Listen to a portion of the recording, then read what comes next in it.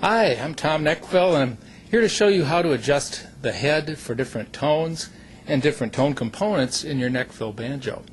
So I'm going to take the head and crank it up a little bit for a bluegrass song to actually lift the surface of the head somewhat. And so you'll be raising the action slightly as we tighten the head. It's good to keep that in mind.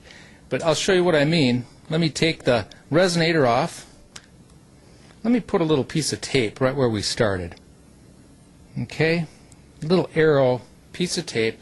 Now I'm going to go in a direction that seems the wrong way, but notice I'm turning the wrenches counterclockwise, and the whole banjo is turning clockwise. It should offer some resistance when you get up to bluegrass tension. You can use different holes, doesn't matter which ones, but sometimes a small crank in this hole and then a small crank in the next hole, and perhaps go back to the original hole and keep that process up until it's as snug as you feel is ready for an experiment. And I don't spend too much time getting each string perfect. I want to get it roughly in tune first, and then I'll go back and do it again. I can tell the difference already. Yeah.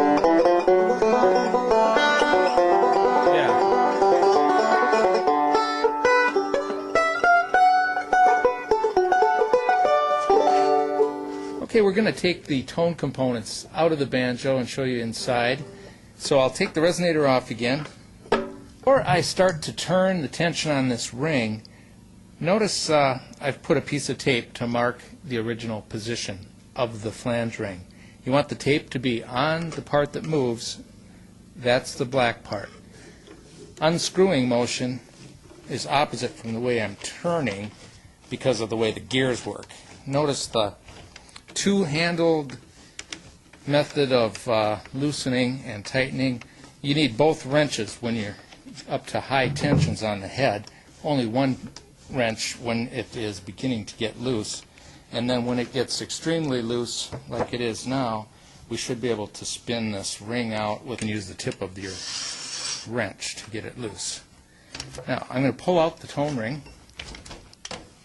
and set it on the table. That's your tone ring, rim, and flange.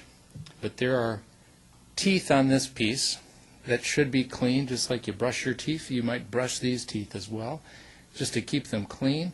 Notice I still got my index mark here, so I know where to return it to when I get it tightened back up again. Hopefully we should still be in tune. The strings are tuned to pitch, but there's no tone ring in there right now. So I'm going to take the bridge out so it doesn't fall on the floor, and then I'm going to take the head out. I've got the armrest holding the head in right now. Can you see this?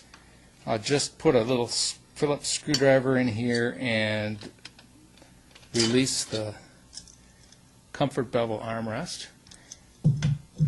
Take out my head and inspect the head. If you're going to take it apart, make sure there's nothing wrong with your instrument, like a crack along the side of the head. It's not overly stretched out.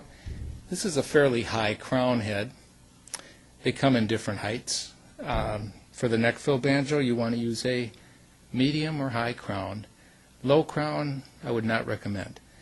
But let me show you some other kinds of heads. Of course, the white Remo, frosted on the top, is the most common. And this is a popular head.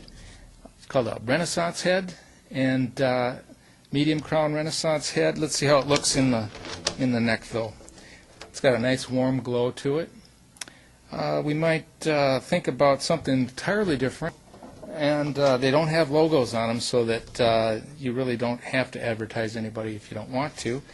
I like the look of the black, but if you ever put a black one in, get it nice and tight. They sound really, really good when they're really, really tight, but it takes a little extra cranking to get them up to that where they sound their best. So let's try an electric head. This would be something for the alternative banjoist. If you don't want to be a banjoist, you'd rather play electric guitar, there's no problem.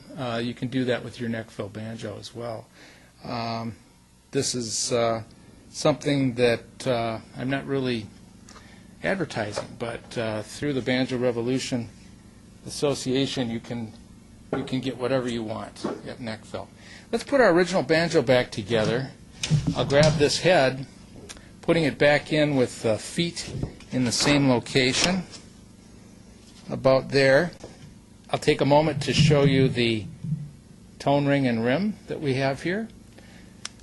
This is the bronze tone ring on the top. Make sure you don't pull the tone ring off of the rim in this direction, or you'll have a big surprise. A lot of tone spheres will fall out and roll all over the floor. If you open it this way, you can see that there are 80 ball bearings. Is causing the rolling of the Helimount. When we tighten this up, we have a low friction interface created, and it also causes the tone ring to vibrate in a unimpeded way with hard surfaces to mount the tone ring on, and it really sounds fantastic. So before we put this together, I'm going to check and make sure that there's no debris caught in the threads. I may want to take a toothbrush on the inside and on the outside, and before I put it back together, I use a little dab of my Helimount grease and put a little bit. This has been previously greased, so I don't need too much, but I will spread that around on the inside of the threads, and when I put in my mating piece, it will distribute the grease out, and it will make for a little bit easier tightening. Now, make sure that everything is seated properly. You don't have any straps or any wires from your pickup or anything caught in there. And then when it's seated properly, you can turn this ring until you hear a click. Ah, I heard a click. That means the threads are engaged. Now I'm going to start turning it by hand. I do think that if you just put your wrenches in, you might be able to twist it tighter like this a little bit, but the easiest way is to just put in the wrenches and do it as intended, and we'll start getting tension on the head in no time. Now it's starting to tighten up. And once it starts to tighten up, every full rotation of this ring is about 0.08 of an inch. We're actually raising the head up, and we're tightening it up. Now, what did I do? I went already past my arrow point. It's pretty tight.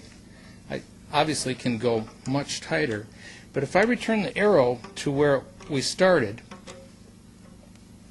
which was adjacent to the neck connection, and I put my bridge back in, we should still be in tune.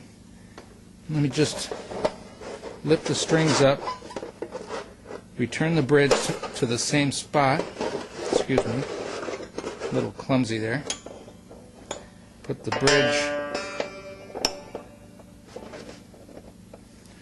bridge in the right spot. Another hint is to pre-mark the bridge with the little pencil mark once you get it in the proper spot. So here we are, pretty close to being in tune still. So you know how easy it is to take it apart now, and you don't have to be shy about experimenting with your Nechville. And call me by all means if you have any further questions on it. Right now we're going to get along and do a little bit of picking. So we'll see you later.